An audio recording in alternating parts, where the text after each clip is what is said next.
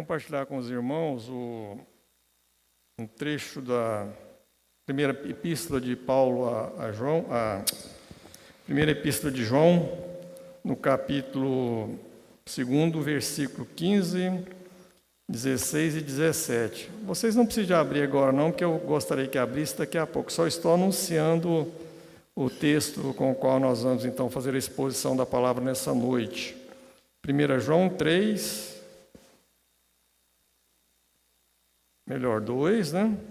Capítulo, versículo 15 até o versículo 17. Eu quero compartilhar com vocês, em primeiro lugar, como que nasceu, ou como que surgiu esse desejo dessa ministração nessa noite. Algum tempo atrás, não muito tempo, uns um mês atrás, eu estava vindo para a igreja, e a hora que eu estava ali próximo daquele, onde foi o Bola 7, naquele encruzilhada ali, eu me deparei com um carro e com umas jovens, parece que só tinha umas jovens lá no domingo, em torno de 5h30, quase 6 horas, 18 horas da tarde, e aquelas jovens, elas estavam num estado de euforia tão grande, cantando numa altura de tal forma que aquilo ali, a princípio, a priori, foi muito contagiante. Aí o sinaleiro parou e eu observei que aquilo ali estava sendo digno de observação, aquele momento que elas estavam vivendo, né? Mas eu me deparei que a situação com que elas estavam ali dentro, elas estavam, parece que umas alcoolizadas. O tom da música era essas músicas do sertanejo universitário, então que tinha assim, umas letras das mais impróprias possíveis, e eu pude observar o seguinte, que elas estavam então com muita alegria, mas ao mesmo tempo aquele momento vivencial que elas estavam amando, era um momento que não agradava a Deus. Então ele tinha um misto, né, de alegria e amor naquilo que elas estavam vivendo. E o que tem a ver isso aí, pastor, com 1 João, né, não ameis ao mundo? O que isso aí tem a ver, né? Se os primeiros capítulos, os primeiros versículos aqui da epístola, ali no versículo, logo no versículo de número 4, do primeiro capítulo, ele fala que o crente tem que ter alegria. O crente é alegre. O crente sim tem que ter alegria, né? A epístola aos Filipenses, ela é enfática em diversos momentos ali, em diversas passagens. O apóstolo Paulo também, em outra instrução da palavra de Deus, ele fala que nós temos que ser alegres, viver alegres, né? Mas o contraditório que havia naquela cena com a qual eu deparei, era que a alegria que elas estavam, então era uma alegria que não agradava a Deus, né?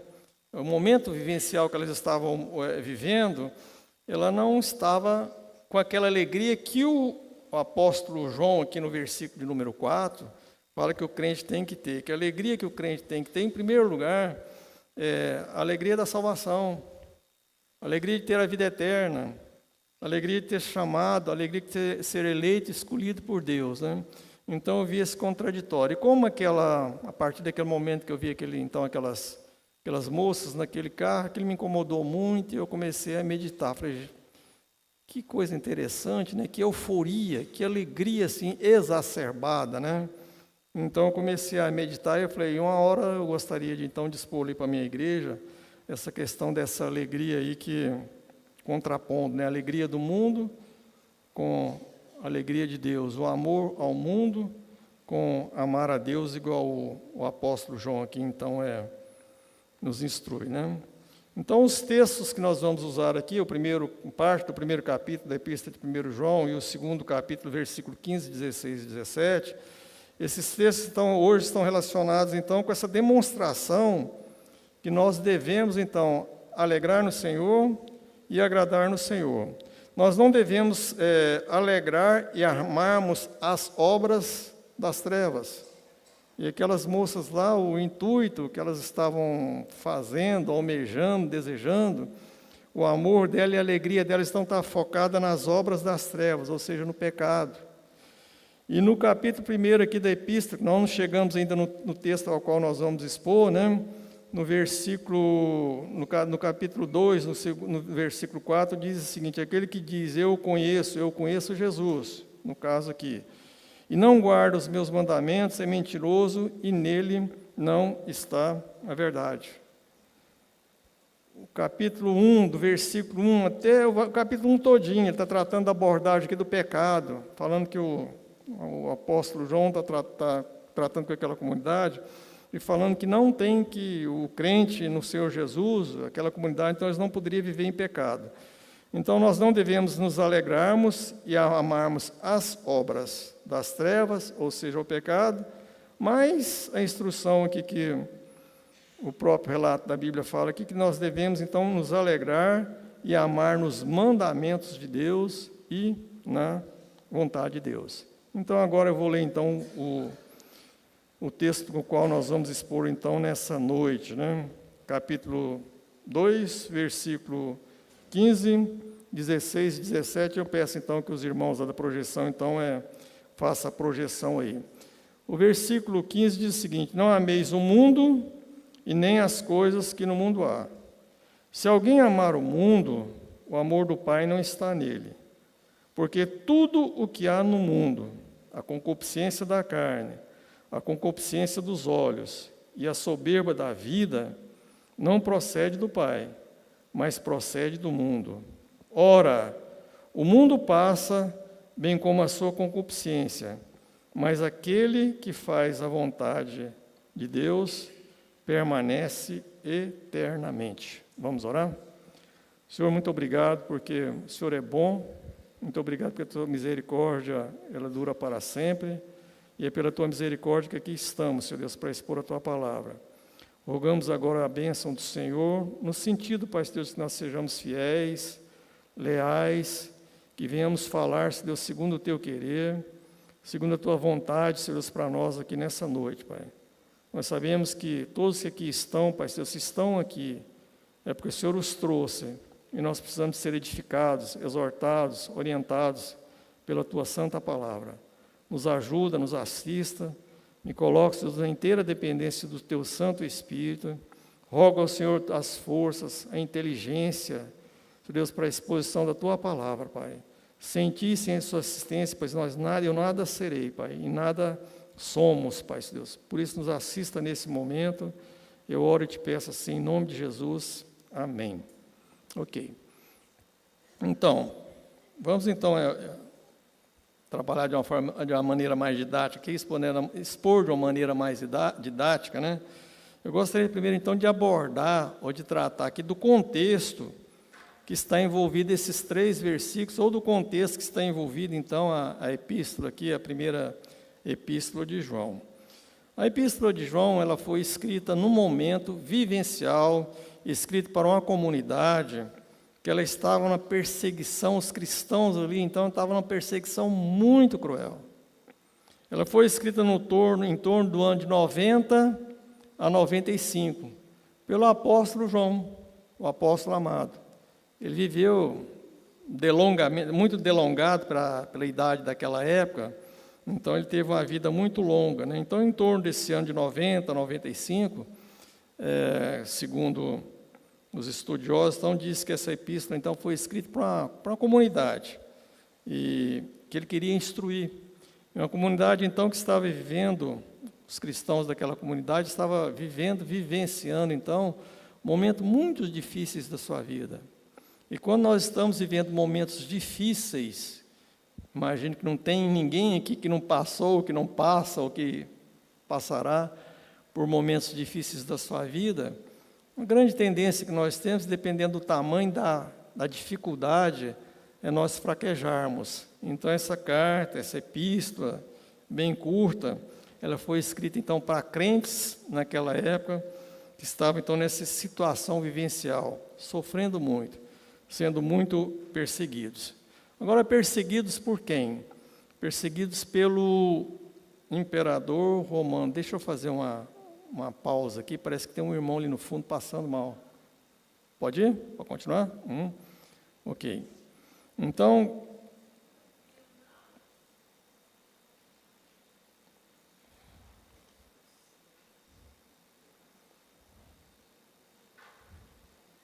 Não tem problema não, a gente interrompe aqui.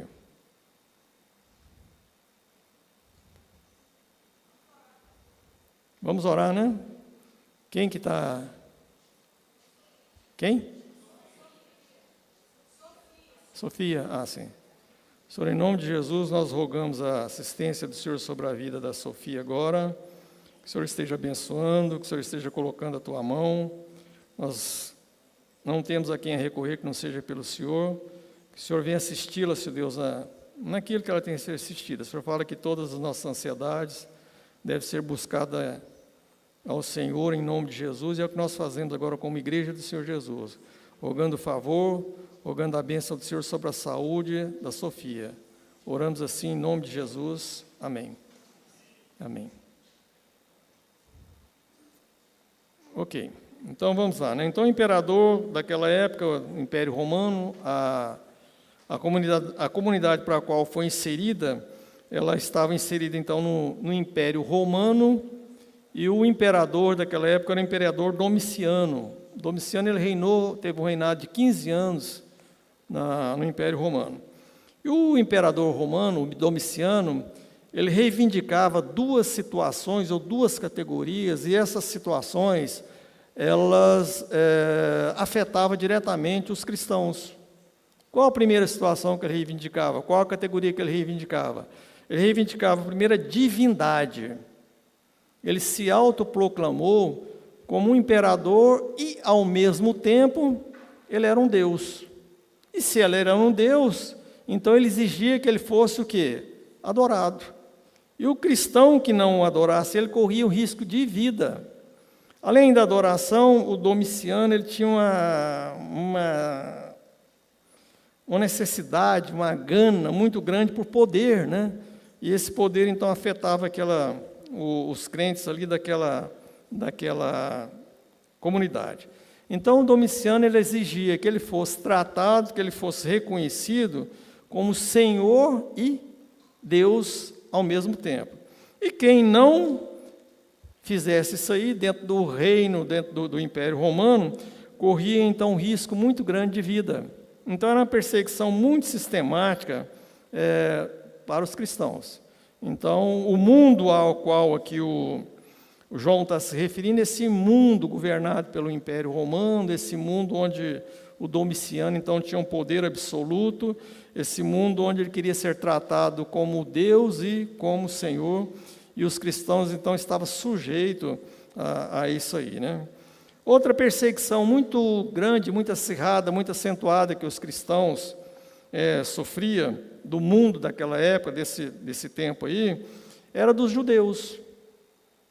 No ano de 90, os judeus fizeram um concílio na cidade de Jâmina, ali na Palestina, em Israel, e os judeus, então, agora eles sistematizaram o judaísmo. Eles declararam que, uma das decisões daquele concílio que eles tiveram lá, eles declararam que os cristãos, os seguidores do Nazareno, eles eram considerados agora hereges. E uma vez hereges, as comunidades que até então, as sinagogas que até então os cristãos ainda frequentavam, eles não poderiam frequentar mais aquilo ali. Então, a partir do ano 90, os seguidores de Jesus, os cristãos, eles tiveram uma exclusão social e uma exclusão também religiosa ali das sinagogas. Ou seja, se você não pode participar de uma sociedade, se você não pode participar de uma igreja, então a vida fica muito difícil para eles. E esse então era o mundo com o qual eles estavam vivendo. E tinha também as questões de heresia, o gnosticismo, então influenciando, afetando muito as comunidades cristãs daquela época, mas o texto aqui não vai abordar especificamente isso aí não. Mas também era um fator de muita dificuldade para aqueles cristãos, e que eles estavam vivendo naquele mundo, e por isso que o apóstolo aqui fala que eles não deveriam, então, amar esse mundo, né? Então, esse é o contexto histórico, os contextos que envolviam, então, os cristãos daquela comunidade para a qual, então, João escreveu essa carta aqui. E eu quero fazer, então, agora, a partir de agora, então, uma exposição desses 3 versículos, e eu quero fazer uma metodologia, que hoje está com muito calor, mais rápida. Que metodologia que eu quero fazer? Uma exposição chamada exposição exegética, que eu vou comentando versículo por versículo, e seguindo a exegética, porque sai aquilo que sai realmente do texto. Não é um sermão tópico, não é um sermão temático, mas um sermão que vai focar, então, nesses 3 versículos, onde esses 3 versículos têm uma estrutura, que tem introdução, que tem um desenvolvimento e que tem também a conclusão. Então, é dessa forma que eu quero, então, agora para frente, então, continuar nessa exposição. Então, como introdução aqui, o versículo 15 é um versículo introdutório do assunto, específico, a qual o apóstolo, então, está querendo tratar. E na introdução ele já trata a abordagem, o foco da introdução é que nós não devemos amar as coisas que não há no mundo. Como diz aqui a palavra de Deus, não ameis o mundo, nem as coisas que no mundo há. Se alguém amar o mundo, o amor do Pai não está nele. E aí, então, nós começamos aqui a abordar, a tratar cada termo, então, desse versículo. E quando nós observamos cada termo, nós vamos ver o tanto que é enfático, como que ele quer introduzir uma situação importante, uma situação que é a condição para que aquele povo, então, enfrenta, que eles consigam, então, sobreviver naquele mundo cruel, né? Naquele mundo de perseguição. A primeira palavra que tem no versículo 15 é uma palavra conhecida demais. Qual que é? Não. Agora, o que é não? Não é não. Não, no caso aqui, é uma ordem. Mas nós, pegando esse termo não, será que nós entendemos mesmo a abrangência do que é um não? Tem palavras que não dá para explicar, não é, Cléus? Amor, não dá para explicar, tem hora, mas não ainda acho difícil ainda. Numa determinada ocasião, meu filho adolescente, na época ele tinha uns 13 anos, e ele mostrou para um grupo na igreja o que era não. Ou mostrou, ou fez o grupo entender o que é essa palavra não. Ele, sem mais, sem menos, ele entrou lá na segunda igreja, na época eu era seminarista e assistia, colaborava, né, era seminarista da segunda igreja, e o meu filho, não sei o que aconteceu numa escola dominical, ele foi parar lá na sala de casais. E quando ele vai entrar na sala de casais, o menino com 12 anos, os casais já, né, o pastor, e era o pastor da igreja que estava dirigindo a lição para os casais naquela época. E o pastor estava falando de autoridade, a questão de autoridade em casa. Aí o pastor falou assim, questão do não, né? O que é não? Aí ele estava sentado lá sem ser convidado. Ele levantou a mão. A hora que ele levantou a mão, aí o povo tudo olhou para ele. O que esse menino vai falar? O que é não, gente? Essa questão de autoridade. Ele falou assim, não é o que o meu pai fala. Não é não. Só isso.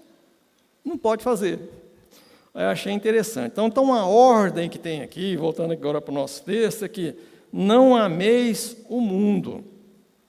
Outro termo aqui, vamos deixar o mundo, o segundo termo, então, que é não ameis. Agora, amar. Amar é outro termo difícil de definir. A Cecília Meirelles fala que tem palavras que não tem quem explique, não tem quem sabe falar, mas que você sente. E ela falando isso, você está falando a respeito de mãe, né? Mãe é uma categoria que você não tem como explicar, você não sabe como definir, mas não tem quem não queira uma mãe, né? E amar também, ela enquadra nessa categoria, a palavra amar. Mas a palavra amar, no sentido aqui na Bíblia, vamos pegar lá em Coríntios, quando falando dos dons lá, amar, ela no sentido positivo, ela é uma condição sine qua non, ou seja, uma condição que tem que ter mesmo, no sentido positivo, né? Tanto é que o apóstolo Paulo fala, se não tiver amor, o quê? Nada aproveita. Então, amar tem que ter o amor, nesse sentido positivo, então tem que ter amor. E no caso aqui de não ameis, está falando assim, ó, não deve amar mesmo. Inverte, falando, não deve amar mesmo, né? Aquele que tem no mundo, né? Vou pular aqui a palavra mundo e vamos para a palavra aqui, coisas. Não ameis as coisas. Só está ficando mais difícil ainda. Que coisa, o nosso seminarista sabe aí, Eu levei um vídeo de coisa lá na aula, né, que coisa é um termo genérico. O brasileiro, então, tudo para ele é coisa, né? O mineiro, então, é coisa para tudo, né? Tudo é coisa, é trem, é isso. Então, coisa é um outro termo genérico, né? Então, nem amei as coisas, nem as coisas que no mundo há. Então, até aí só está introduzindo, então, o que o apóstolo João está querendo falar com ele. Mas vamos ver, então, agora vamos voltar agora para fechar essa introdução, que nós só falamos, então, a importância das palavras não ameis coisas agora e as coisas que não há no mundo. Agora, o que é o mundo aqui? Na palavra de Deus. O mundo aqui que está se referindo aqui, meus irmãos, é o sistema. O que não deve amar que é o sistema mundano, é o sistema dominado pelo mal, é o sistema corrompido, é o sistema dos vícios. O mundo que nós devemos amar é esse mundo que, igual, vai corrompendo, né? É um mundo caído, é o mundo que jaz no maligno, é o mundo da imoralidade, é o mundo das perversões, é o mundo da fama exacerbada, é o mundo, então, dos prazeres ilícitos. É esse mundo aqui que o apóstolo João trata, esse mundo também que o apóstolo Paulo também nas cartas dele vai tratar, né? É o mundo do egoísmo, é o mundo, então, do orgulho, e é um mundo, meus irmãos, que jaz no maligno. Então, esse é o mundo que o João fala que nós não devemos amar, né? Esse mundo. Porque o mundo tem muitas coisas boas. O mundo nós temos, a igreja é boa, a amizade é boa, né? O mundo é composto de coisas boas, mas o que ele está querendo tratar e o que ele está querendo focar, então, é nesse mundo, o mundo corrompido, o mundo dominado aqui por essas categorias, né? E a palavra de Deus, ela nos instrui, né? Em outros versos da palavra de Deus, né? Que ninguém pode servir o quê? A dois senhores. Ou você vai amar a Deus, ou você vai amar o mundo. Ou ama a Deus, ou ama o mundo. Amar o mundo, quem ama o mundo, né? Amar ao mundo incapacita o homem ou a mulher de amar a Deus. E aí já vai nos levando às reflexões, a levar como que nós estamos vivendo a nossa vida. Nós estamos servindo esse mundo, esse sistema mundano, ou se é o sistema de Deus. Tem muito preocupado com a questão situações de pecado, né, que tem aí no mundo e que muitas vezes, se nós não tomarmos cuidado, ele vai entrando na igreja, o modismo vai entrando na igreja, né, imoralidades, perversões. Hoje nós temos um sistema mundano que está cada vez mais criando situações e condições para a igreja ser pressionada e ceder, então, aquilo que esse mundo caído, esse mundo que jaz no maligno está entrando na igreja. E fica, então, um desafio para nós, né? O que nós estamos contribuindo, o que nós estamos, usar uma palavra aqui bem simplista, o que nós estamos amolecendo, né? E deixando que esse sistema mundano, né, entre nas nossas igrejas. Eu tive a oportunidade de visitar, 2, 3 anos atrás, 2 igrejas na cidade de Nova York. E 2 igrejas presbiterianas fechadas. Uma virou uma biblioteca, uma igreja muito bonita mesmo, ali uma parece que na 5ª Avenida, outra na 7ª Avenida. Uma virou uma biblioteca e a outra virou uma espécie de uma lanchonete, uma cafeteria muito bonita, muito bem articulada, né? Agora, por que acontece isso aí, meus irmãos e minhas irmãs? O que aconteceu com aquilo lá? A igreja ela foi permitindo que o mundo entrasse nela e quando acordou não dá mais para segurar. Então, é esse mundo aí que nós temos que tomar cuidado, né? Não amar esse mundo aí, né? E ele conclui, não é a conclusão do sermão, não. Conclui o versículo, que cada versículo desse tem uma conclusão. É interessante, né? A conclusão que ele fala aqui, que, se alguém amar o mundo, o amor do Pai não está nele. E olha o desafio para nós. E eu não falo só com os adolescentes, não. Eu falo com todas as faixas etárias. Se você está amando o mundo, o amor de Deus não está em você. E isso aí é muito perigoso, né? O amor de Deus não está com quem, é a conclusão desse primeiro versículo, versículo número 15. O amor de Deus não está com quem ama o mundo. E é aquela escolha que nós temos que fazer, que tem lá em Deuteronômio. O que você quer escolher, né? A vida ou a morte, a bênção ou a maldição? Então, essas confrontações aí, né? Então, o primeiro versículo, então, ele nos mostra isso aí. Fica, então, como introdução. Agora, o versículo de número 16, ele vai tratar, então, das três categorias, ou de três categorias aqui, que realmente agora nós não devemos amar. São coisas do mundo que nós não devemos amar mesmo. É a primeira situação que nós não devemos amar, né? Porque todo o que há no mundo, porque tudo que há no mundo, primeiro, a concupiscência da carne. Concupiscência é um desejo desenfreado, é um desejo incontrolado. É aquilo que eu quero mesmo, e eu não vou abrir mão disso aí. E muitas vezes, meus irmãos, nós temos que segurar esse desejo da carne. Essa carne, ela é a primeira necessidade que nós temos, a partir de perspectivas, por exemplo, da psicologia, é esse desejo fisiológico. E quando eu falo de carne, aqui eu não estou falando só de relação sexual, não. Eu estou falando de tudo aquilo que nós usamos, então, para alimentar a nossa carne. E que aquilo ali está sendo um desejo desenfreado. Uma glutonaria é tão pecado quanto uma relação sexual ilícita fora dos propósitos de Deus. Então, essa carne, esse desejo, essa carne nossa caída, corrompida pelo pecado, né?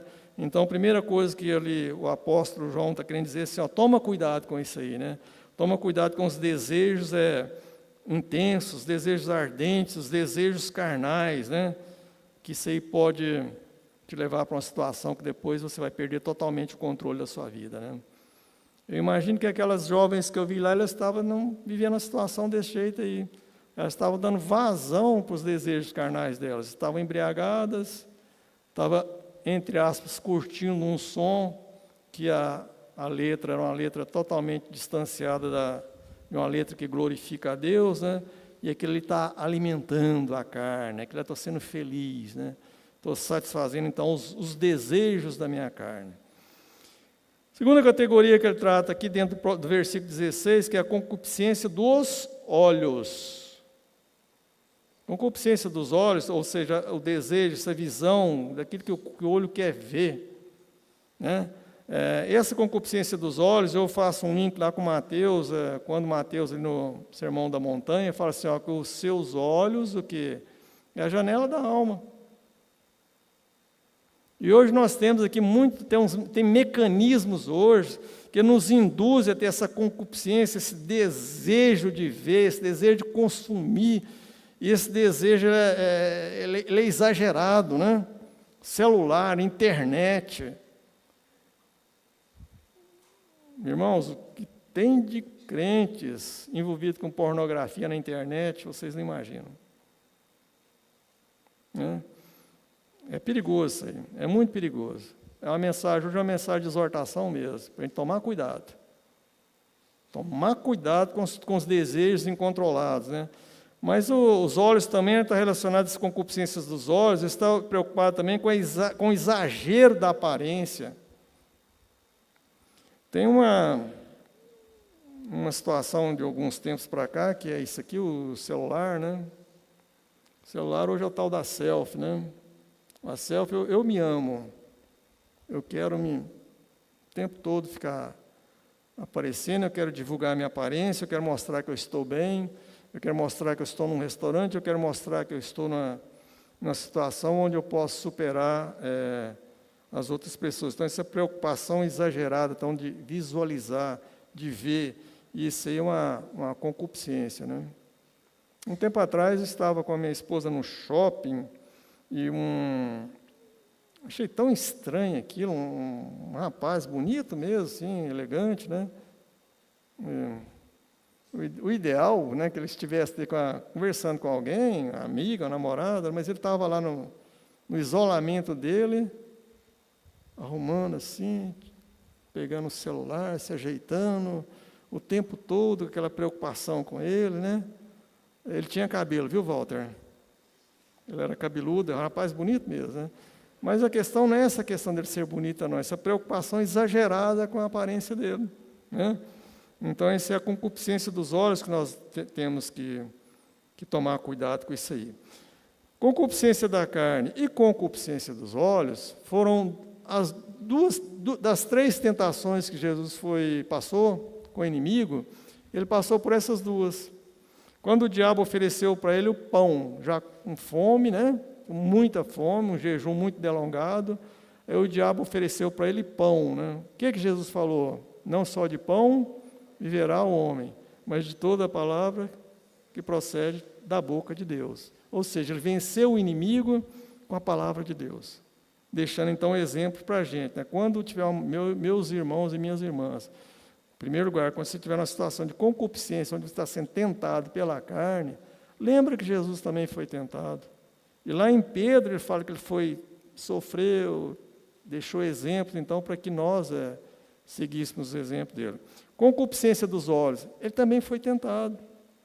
Quando o inimigo ofereceu para ele, não dos olhos não, é da soberba da vida, que já nós estamos entrando nela. Então, a terceira aqui, categoria, que é a soberba da vida, né? O que é a soberba da vida, essa concupiscência, então, agora relacionado, esse ato errado que é relacionado com a soberba da vida. A soberba da vida é a arrogância, é o eu, é a glorificação da própria personalidade. E nós estamos entrando no mundo, meus irmãos, nós estamos vivendo no mundo, e não é só aqui no Brasil, não. Nós estamos vivendo um mundo onde hoje eu sou o Deus eu. Hoje eu tenho autonomia. Existem pessoas, existem teólogos defendendo que nós não precisamos mais de Deus. O cristianismo, existem perspectivas que o cristianismo ele vai cair no desuso. A tendência, se não mudar, se os crentes não voltarem mais para ter uma vida que realmente glorifique a Deus, o cristianismo ele vai cair num descrédito. Que é essa questão aqui, né? Porque estão tão os crentes estão ensoberbecidos, correndo esse risco da soberba, né? Que a glória não é mais de Deus, a glória agora é dos homens, né? Então, essa questão da soberba da vida, são pessoas fanfarrãs, que elas só pensam em si, né? Pessoas que exaltam a riqueza, pessoas que a exaltação delas não está mais naquilo que Deus faz, né? Naquilo que Deus fez, na tão grande salvação, em Deus dar o seu Filho para morrer no nosso lugar, mas que a exaltação delas está na posição social, naquilo que elas têm, né? E é o Deus eu, é o Deus eu. É esse Deus aqui que é o Deus que ensoberbece a pessoa, e que Deus nos livre disso aí no nosso meio, né? Que Deus nos livre disso, nós não devemos jamais amar isso aí, né? Então, essas 3. E essa soberba aí foi uma também das tentações de Jesus, igual nós já antecipamos aqui. Quando o inimigo ofereceu para Jesus o quê? O domínio dos reinos. Se você dobrar diante de mim, eu vou te dar isso aí. Ele falou, não vou querer isso aí não. Isso aí não pertence ao meu Pai. Então, o que nós viemos também ter quando tivermos a situação desse jeito, da soberba, né? E Provérbios fala, né, que a soberba, ela precede o quê? A ruína. Né? Enquanto a humildade, ela exalta, a soberba, ela precede a ruína. Então, vai como assim uma instrução exortativa pastoral para aqui, meus irmãos. Por que às vezes eu estou muito arruinado? Por que não está dando certo? Será que não tem uma soberbazinha aí? Porque a Bíblia é clara, que a soberba, que ela precede, então, que a ruína, ela precede o início do fracasso, né? E, então, a síntese do versículo 16 é que ele fala que a soberba da vida não procede do Pai, mas procede o quê? Do mundo, né? Procede do mundo. Então, em Deus não tem soberba, né? Em Deus não tem, nos filhos de Deus, em nós não podemos ter soberba. Isso aí tem que ser de pessoas mundanas, de pessoas que têm o mundo como estilo de vida deles e têm o mundo como opção de vidas. Então, na vida do crente, não pode ter soberba. Se tiver soberba, pede perdão a Deus. Na vida do crente, ela tem que ter uma vida ao contrário, de humildade, né? Tem que ser desse jeito, né? Então, não procede de Deus. Por quê? Porque existe um grande abismo entre Deus e o mundo, entre Deus e o pecado, e aí ele conclui dessa forma, né? Não procede de Deus, mas procede, então, do mundo. E a conclusão, então, que o apóstolo João chega nesses 3 versículos aqui, nessa perícope aqui, ele conclui com o versículo de número 17. E aí vai para nós também, quando ele fala assim: ora, o mundo passa, bem como a sua concupiscência. O mundo passa. Esse sistema mundano aí, ele passa. Por que ele passa? Ele passa porque os impérios vêm e os impérios vão. O primeiro cântico que foi cantado aqui pela nossa equipe de música aqui, por uma questão de reinos ou que se abalam, né? Os reinos se abalam, é isso aí, passa. O Império Persa passou, o Império Babilônico passou, foi substituído por outro, o Império Grego foi substituído pelo Romano, o Romano foi substituído agora, talvez, aí, pelo Império Capitalista, e assim vai indo, né? Então, os impérios passam, né? Porque o mundo é efêmero, o mundo é passageiro. Mas o quê? O mundo é passageiro, né? Mas aquele que, bem como a concupiscência dele, como os desejos do mundo também eles são passageiros. A moda passa rápido, o estilo de comida passa rápido, a cultura ela é muito dinâmica, ela passa rápido, né? Então, o mundo passa, esse mundo perverso, bem como a sua concupiscência. Mas ele volta agora para aquela comunidade. E eu volto também para nós aqui, que somos comunidade do povo de Deus, né? Aquele, porém, que faz a vontade de Deus, permanece eternamente. Olha que maravilha, olha que promessa.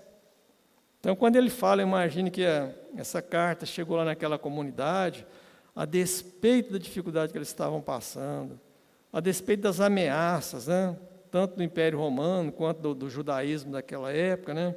Eles tinham essa esperança viva aí, eles tinham esse alento para eles aí, quando fala assim que, ó, o que está acontecendo com vocês, ele vai passar. Agora, a perspectiva, a vontade de Deus, primeiro que a vontade de Deus é eterna.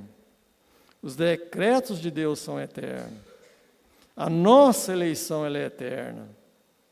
Ainda hoje, na nossa classe de escola dominical, nós abordamos um pouco a questão da soberania de Deus, dentro da soberania de Deus, da eleição, a eleição dos crentes, né? Uma vez eleito e pronto, acabou mesmo, e está selado, e ninguém vai tirar a nossa salvação. É eterno. Enquanto que as concupiscências do mundo, elas são passageiras. E qual que você quer? Qual que eu quero? Uma coisa passageira ou uma promessa eterna? Que ela vai me dar, então, uma condição, um status de eternidade junto ao Pai, né? Agora, quem faz a vontade de Deus tem a eternidade ao lado de Jesus. E aí o apóstolo, então, fecha então, a questão para eles. Fala assim, ó, se o mundo, então, está batendo na porta, seduzindo vocês, ameaçando vocês, resista a isso aí.